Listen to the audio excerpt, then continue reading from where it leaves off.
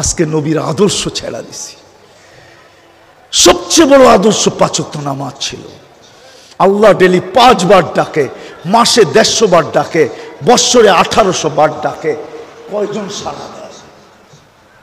দয়া করবে তো করবে কি করে? আমরা মুখে বলি নবীর আদর্শ উম্মত হিসাবে। বিদায় আজকে একটা সুযোগ আছে, আসেন আমরা সবাই তওবা করি। তখন আমাদের ভিতরে রং লাগবে, রাগ হয়ে যায় না। কথা কিন্তু শুরু হয়ে গেল। আমরা মুসলমান বটে, কিন্তু ইসলামের রং আমাদের ভিতরে নাই। উম্মতে মুহাম্মদী বটে, রাসূলুল্লাহ সাল্লাল্লাহু আলাইহি ওয়াসাল্লামের উম্মত বটে, কিন্তু নবীর আদর্শ আমাদের ভিতরে নাই। প্রমাণ দিতেছি, নবীর আদর্শ যদি থাকতো তাহলে শাহরাস্তির যুবকরা কেন নেটে দেখা চুল কাটতো? নেটে দেখা মানে নেট থেকে ডিজাইন নিছে, তারপরে সেলুনে গেছে। ৫০ টাকার চুল ৫০০ টাকা ৪ ঘন্টা সিরিয়াল দিয়া কাটাইছে। কি ভুল বললাম না? রাগ হয়ে যাবেন? নবীর আদর্শ যদি থাকতো তাইলে তো এ নবীর আদর্শ মতো কাটতো ৫০ টাকা দিয়া। নবীর আদর্শ মতে চুল কাটছি, প্রত্যেকটা চুলের বদলায় সওয়াব পাইছি। এটা তো দুনিয়াতে পাইলাম, কাল কিয়ামতে যখন হাউজে কাউসারে দেখা হবে তো পানি পান করার সাথে সাথে হাত পাইতা দাঁড়ায় থাকবো।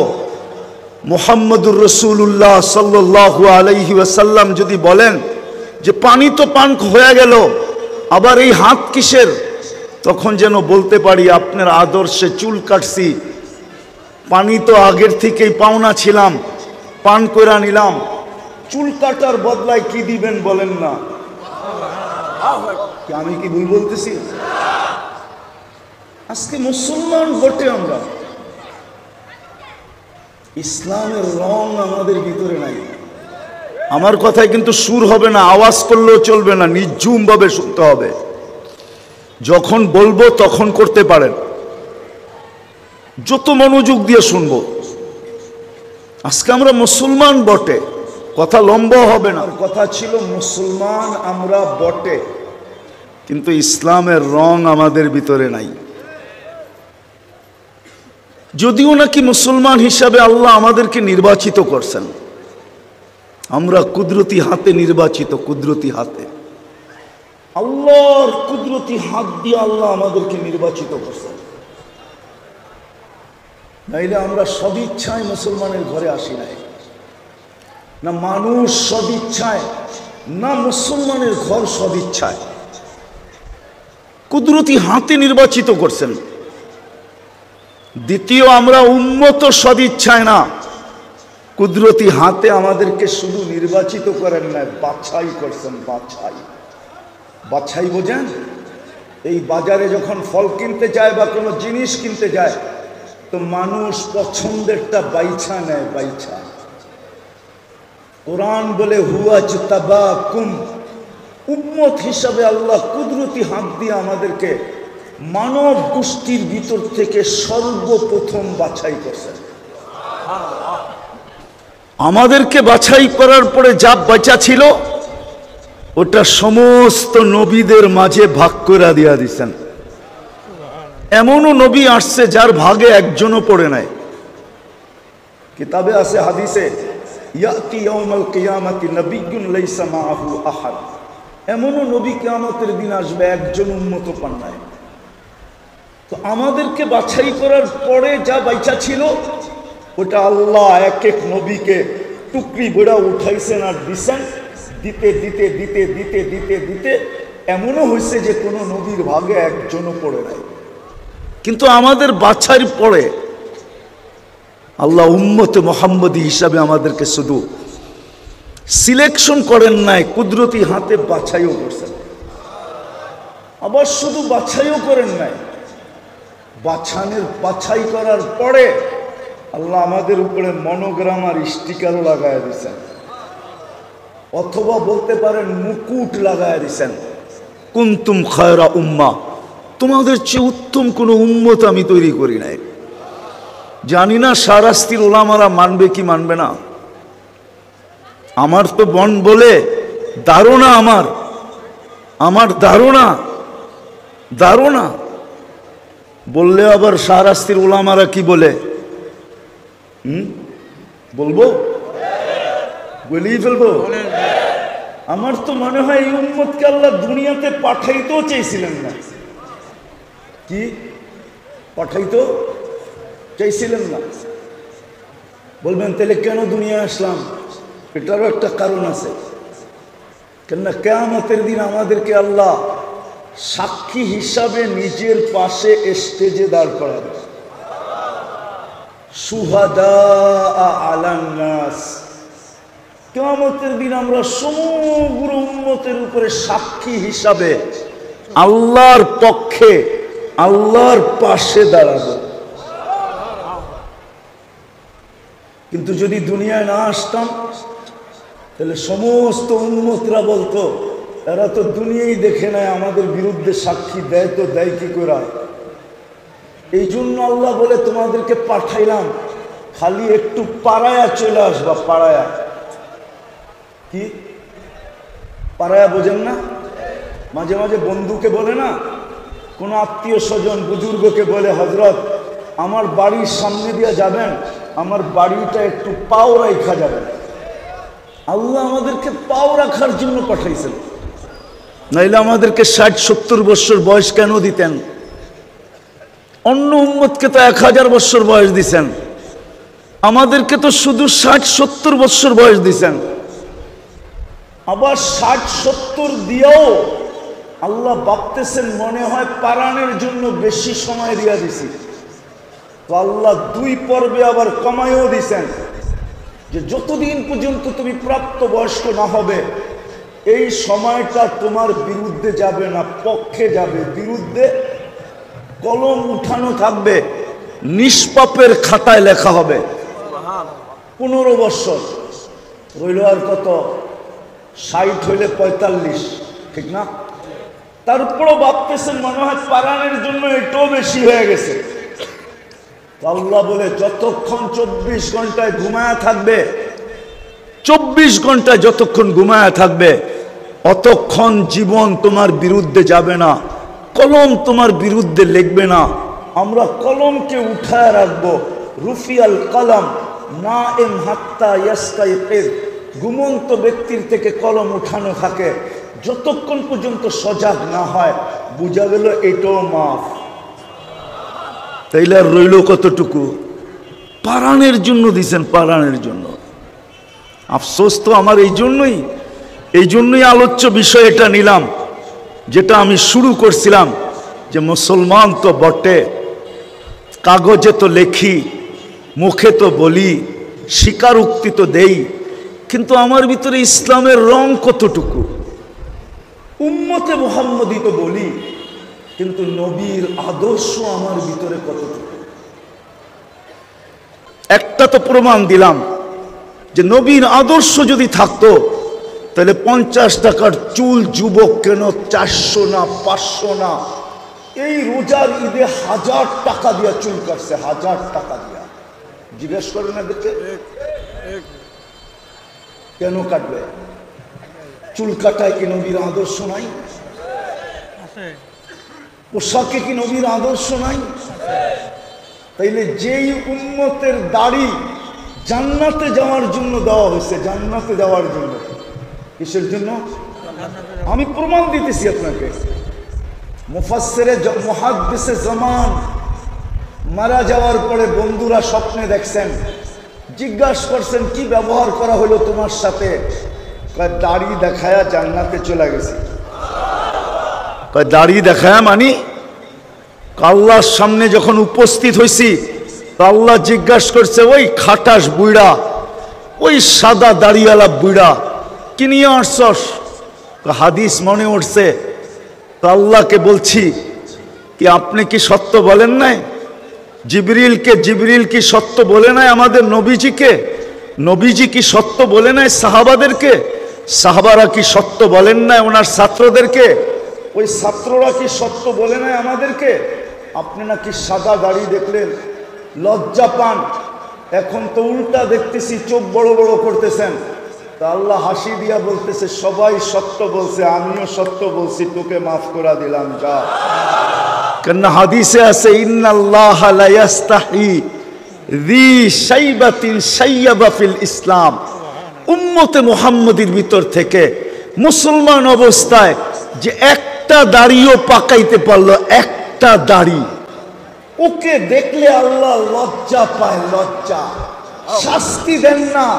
যদি মুহাম্মদুর রাসূলুল্লাহ সাল্লাল্লাহু আলাইহি ওয়াসাল্লামের আদর্শই থাকতো, তাহলে সকালে উঠা আমি ক্লিন শেভ করি তো করি কি করে? হাজি মদিনা মুনাওয়ারায় দাড়ি ছাড়া যায় তো যায় কি করে?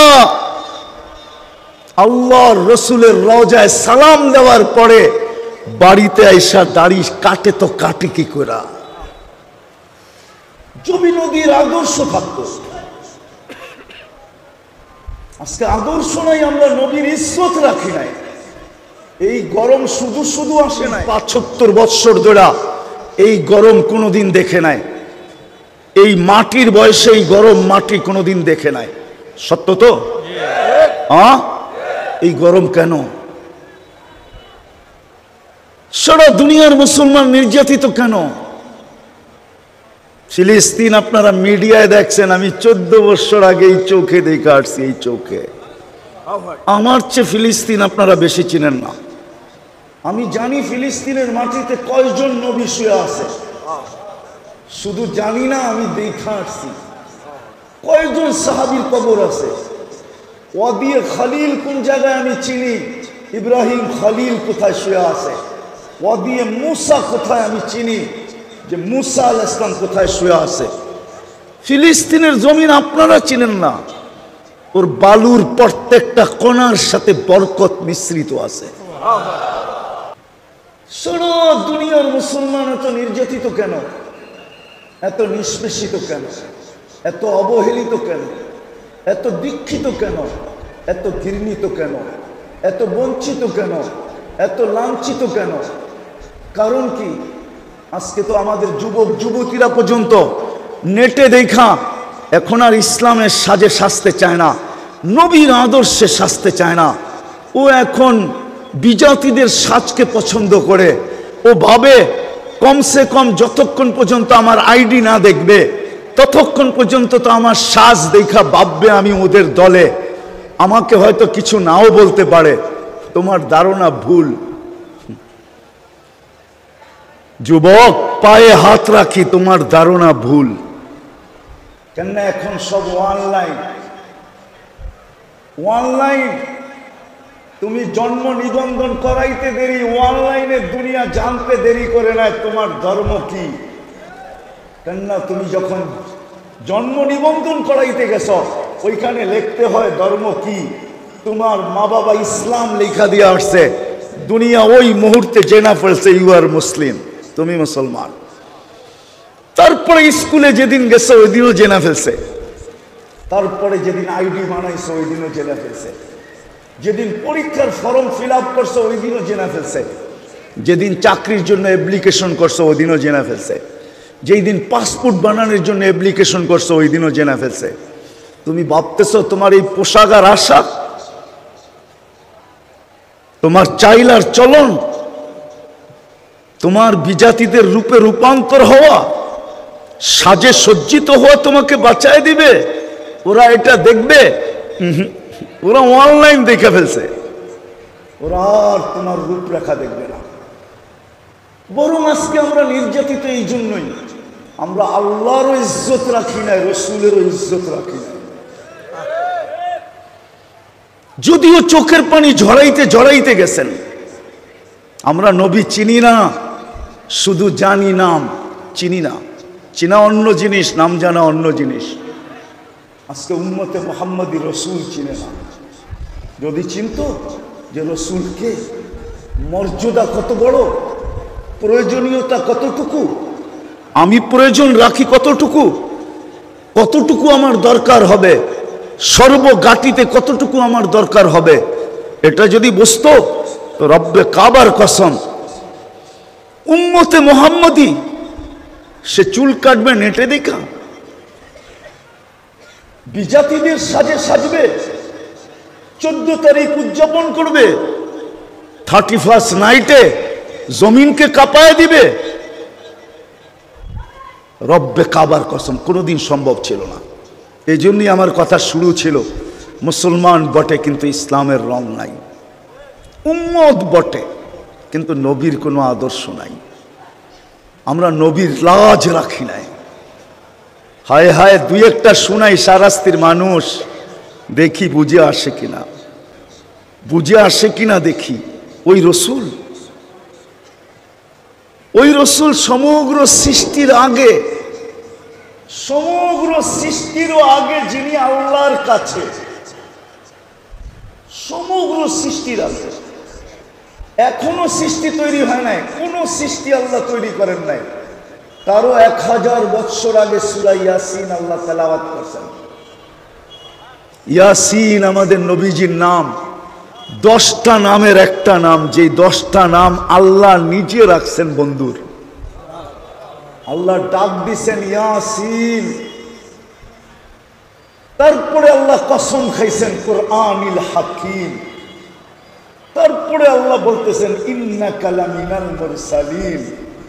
আরবি গ্রামার আমাকে বলে, আল্লাহ গ্রামার ভুল করতে পারে না, আমি হয়তো পারি, আমরা হয়তো পারি, আল্লাহ গ্রামার ভুল করতে পারে না। আরবি গ্রামার হিসাবে বোঝা যায়, মনে হয় নবীজি ওই সময়ও আল্লাহর পাশে বসা ছিল, নাইলে আল্লাহ ইন্নাকা লামিনাল মুরসালিন বলতে পারে না, ইন্নাহু লামিনাল মুরসালিন বলতে হতো। আল্লাহ বলতেছে ইন্নাকা লামিনাল মুরসালিন। বন্ধু, আপনি নবী হিসাবে প্রেরিত, কিন্তু আমি ওই তর্কে যাইতে চাই না যে কোন রূপে ছিল,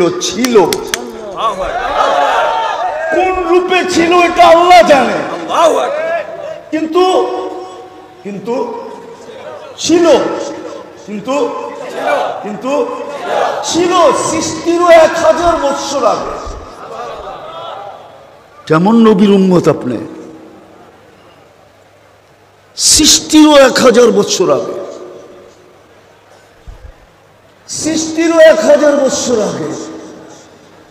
দুনিয়া তো জানতোই না, যদি মুহাম্মদুর রাসূলুল্লাহ সাল্লাল্লাহু আলাইহি ওয়াসাল্লাম না জানাইতেন তো দুনিয়া তো প্রশ্নের উত্তরই জানতো না।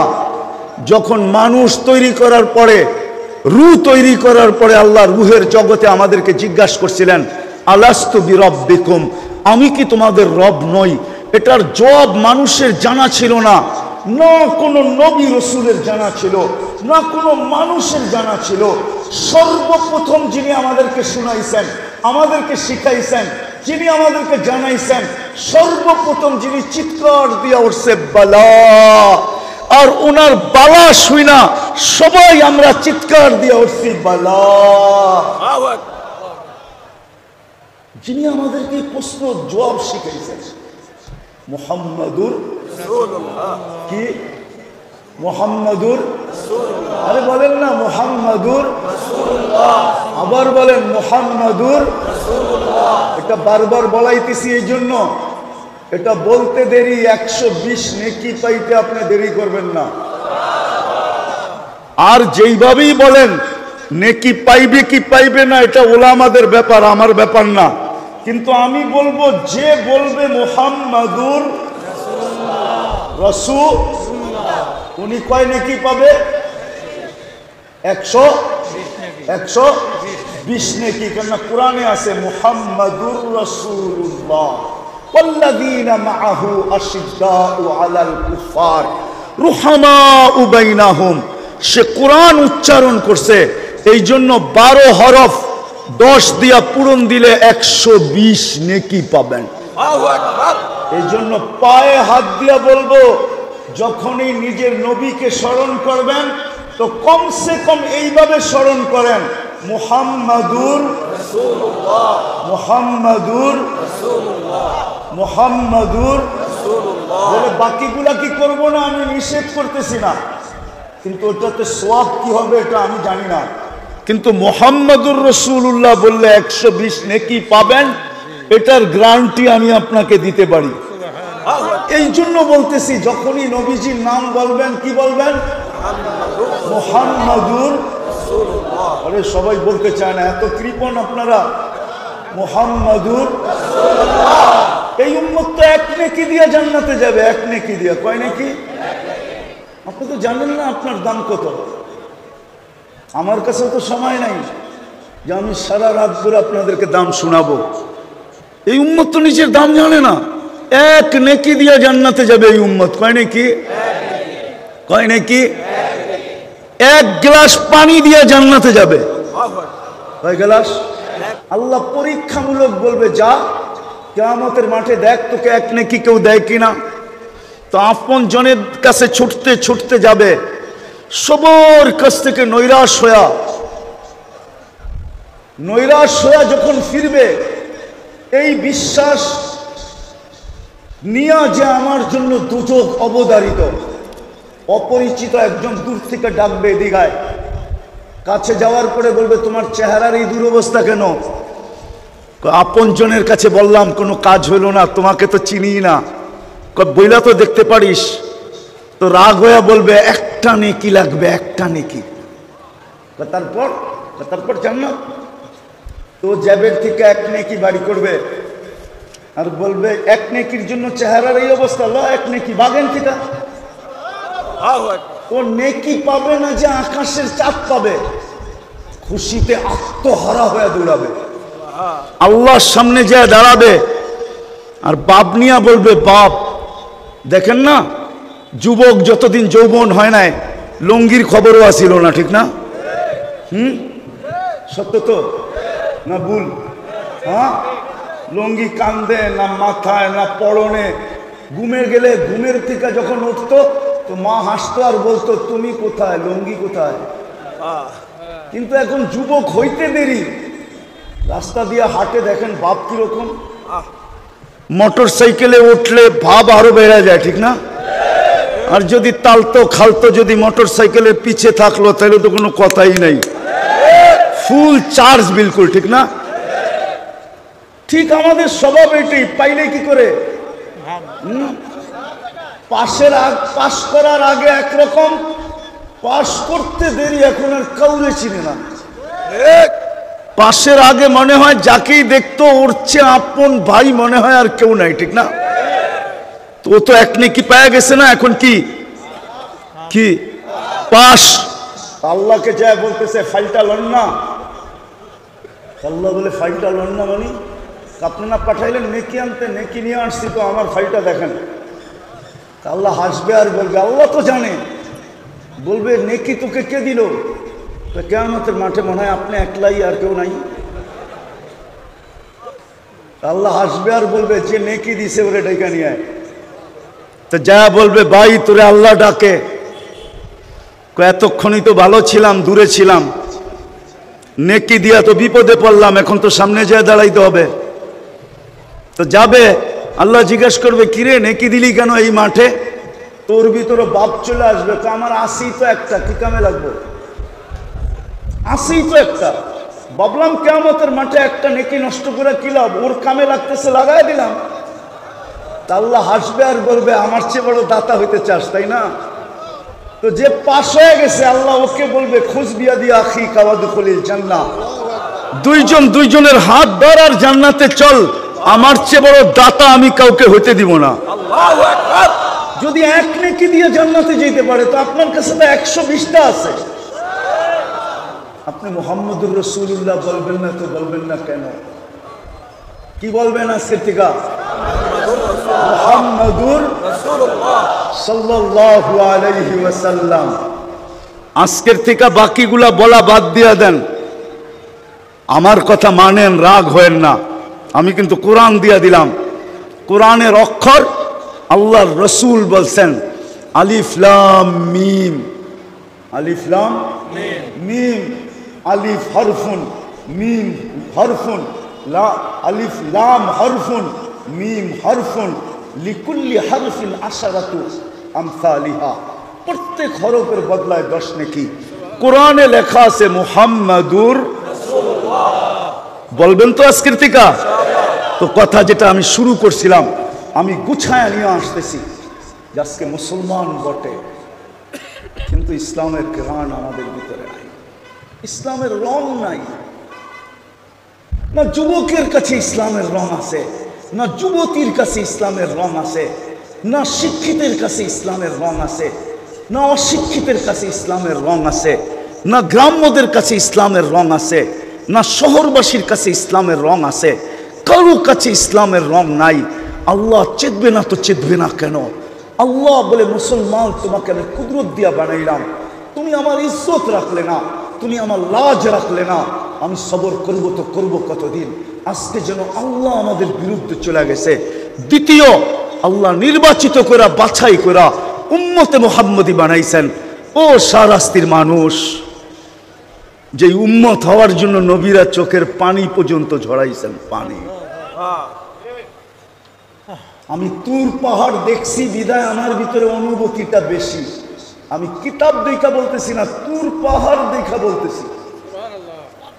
আমি তুর পাহাড় যখন দেখতে গেছি তখন আমার ভিতরে অনুভূতি আসছে। বাদায়া নেহার ভিতরে লেখা আছে, মুসা এরকম কোনো কিতাব নাই, এরকম কোনো আসমানি কিতাব নাই, এরকম কোনো নবী নাই, এরকম কোনো রসুল নাই, এরকম কোনো উম্মত নাই যাদের মুখে মুখে আমাদের আলোচনা না ছিল, আমাদের নবীর আলোচনা না ছিল, আমাদের আলোচনা না ছিল, কোরআনের আলোচনা না ছিল, সাহাবাদের আলোচনা না ছিল। কোরআন এই দিকে ইঙ্গিত দেয়, মাসালুহুম ফিত তাওরাতি ওয়া মাসালুহুম ফিল ইনজিল। তোমাদের আলোচনা আসমানি সমস্ত কিতাবের ভিতরে আমি ভরা দিছি, সমস্ত নবীর রসুলদের মুখে মুখে লাগায়া দিছি, সমস্ত উম্মতের ভিতরে ছড়ায়া দিছি। এই জন্য মুসা আলাইহিস সালাম এক পর্বে আসছে, এই উম্মতের প্রতিদিন শুনতে শুনতে শুনতে শুনতে একদিন মুসা আলাইহিস সালাম ফাতারাদাত তাওরাত, তাওরাতকে সরাইয়া দিয়েছেন আর বলছে, আল্লাহ এই কিতাব লাগবে না, যেই কিতাব আল্লাহ নিজের কুদরতি হাতে লেখা দিয়েছেন। ফাতারাদাত তাওরাত, তাওরাতকে সরাইয়া দিয়া বলছে, আল্লাহ লাগবে না, আমাকে উম্মতে মুহাম্মদী বানায়া দেন। আর কতই উম্মতের ফজিলত শুনবো?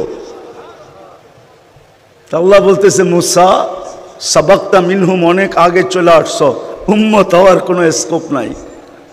তো একটু ঠান্ডা হয়েছেন, বলছে ফারিনি, তাইলে একটু চেহারা দেখায় দেন।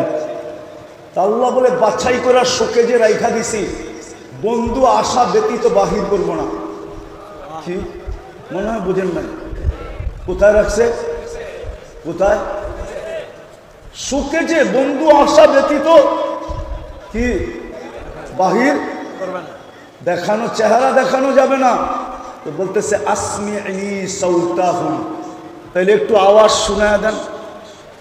তা আল্লাহ আমাদেরকে রুহের জগতে ডাক দিয়েছেন উম্মতে মুহাম্মদ। ডাক দিতে দেরি, আমরা সাড়া দিতে দেরি করি নাই। আমরা সাড়া দিছি লাব্বাইক আল্লাহুম্মা লাব্বাইক, লাব্বাইক ওয়া সাদাইক। আল্লাহ আমরা উপস্থিত, আপনার ডাকে সাড়া দিতে পারে আমাদের ভাগ্য খুলে গেছে। আল্লাহ জিজ্ঞাসা করছে, মুসা আলাইহিস সালাম কেমন শুনলা আওয়াজ? মা সামিতু আহসানা মিনহু, এত সুন্দর আওয়াজ জীবনে শুনি নাই। এত সুন্দরভাবে জবাব দেওয়া যায় এটা কখনো ধারণাও ছিল না।